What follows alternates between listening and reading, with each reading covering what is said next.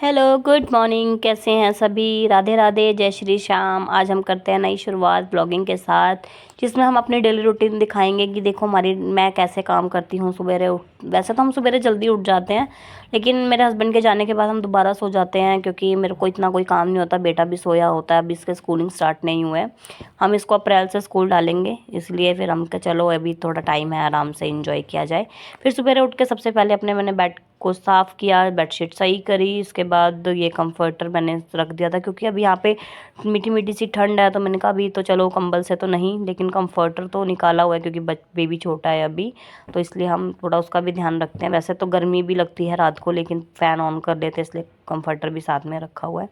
फिर बीच बीच में ये भी आ रहा था कि मम्मा आप क्या काम कर रहे हो। बेड साफ़ करने के बाद मैंने इसको बिठाया बेड पे। मैंने कहा ये लो आप बैठो, अपनी बुक्स पढ़ो, तब तक मैं काम कर लेती हूँ, घर का साफ़ सफाई कर लेती हूँ। इसके सारे मैंने ये सारा सामान उठा उठा के वहाँ से शोकेस में से बाहर फेंक देता है, फिर उठा के वापस रखना पड़ता है, देखो, है ना। फिर उसके बाद सारे कपड़े वगैरह मैंने समेटे, उठा के इधर कभी उधर फेंकता रहता है सामानों को।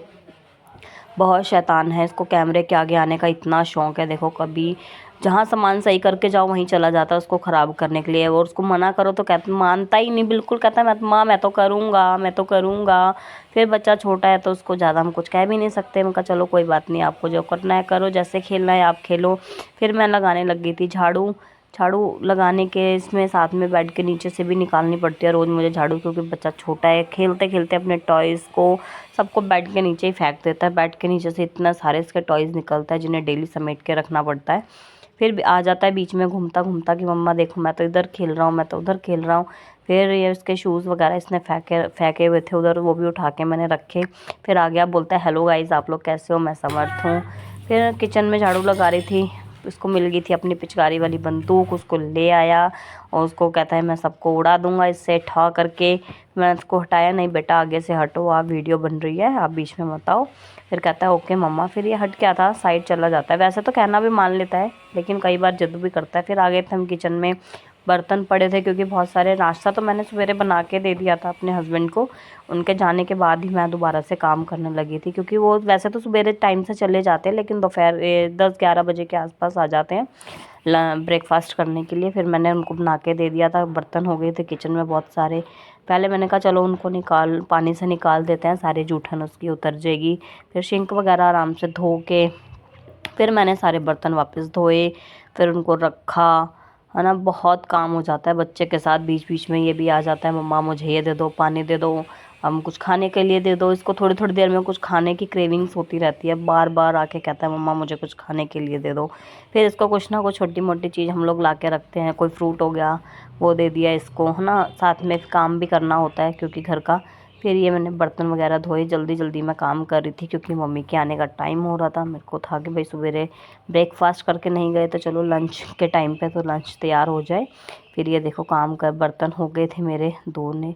फिर उसके बाद मैंने करी किचन की सफाई, क्योंकि नाश्ता तो बन गया था सवेरे का, लेकिन अभी किचन साफ़ नहीं हुई थी, तो अच्छे से गैस वगैरह साफ़ करनी होती है, टाइल्स वगैरह साफ़ करते हैं, क्योंकि बच्चा छोटा है तो काम में ध्यान, कई बार चाय रखते हैं फिर भूल जाते हैं, उसके साथ लग जाता है तो चाय गिर जाती है नीचे, वो सारा साफ़ करना पड़ता है। वैसे गिरना नहीं चाहिए, लेकिन फिर भी क्या करें, बच्चा छोटा है तो काम भी करना होता है, उसको भी देखना ज़्यादा ज़रूरी है।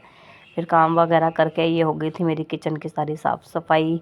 सारा किचन क्लीन करके फिर मैंने लगाना था पोछा, क्योंकि सारी स्लैब धोई थी, किचन भी सारी गीली हो गई थी। फिर हमने लगाया पोछा, पोछा लगान फटाफट लगाया। साथ में ये भी आ जाता है बीच बीच में, ये देखो। फिर अपना मास्क उठा के ले आया डराने के लिए कि देखो मेरे पास तो भूत वाला मास्क है। इसको हमने कितनी बार बताया फॉक्स वाला है, लेकिन फिर भी इसको भूत वाला मास्क ही बोलता है। फिर मैं लगा रही थी पोछा, पोछा लगाने के बाद मैं गई थी थक, जाके मैं बैठ गई। मैंने कहा चलो थोड़ी देर रेस्ट करते हैं, पानी पीते हैं। पानी पी रही थी, आ गया मम्मा मुझे भी पानी पिला दो। मैंने कहा चलो ये लो आप भी इसी में से पानी पी लो। पानी पीने के बाद फिर हमने करी थोड़ी सी बातें। पूछ रहा था मम्मा आप क्या करोगे अब। मैंने कहा मैं कपड़े धोऊंगी, फिर नहाई नहाई करके आऊँगी दोबारा। फिर मैंने पानी पिया, पानी पीने के बाद जो कपड़े लगाए हुए थे मशीन में वो निकाले। पायदान भी रखे हुए थे धोने के लिए, क्योंकि बहुत गंदे हो जाते हैं। सामने कंस्ट्रक्शन का वर्क चल रहा है तो मिट्टी बहुत पैरों में लग के आती है, तो उससे पायदान भी गंदे हो जाते हैं।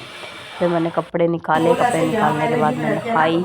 मम्मी भी आ गए थे ट्यूशन पढ़ाने के बाद, फिर हो गए थे हम ये तैयार। बाय बाय, मिलते हैं नेक्स्ट व्लॉग में।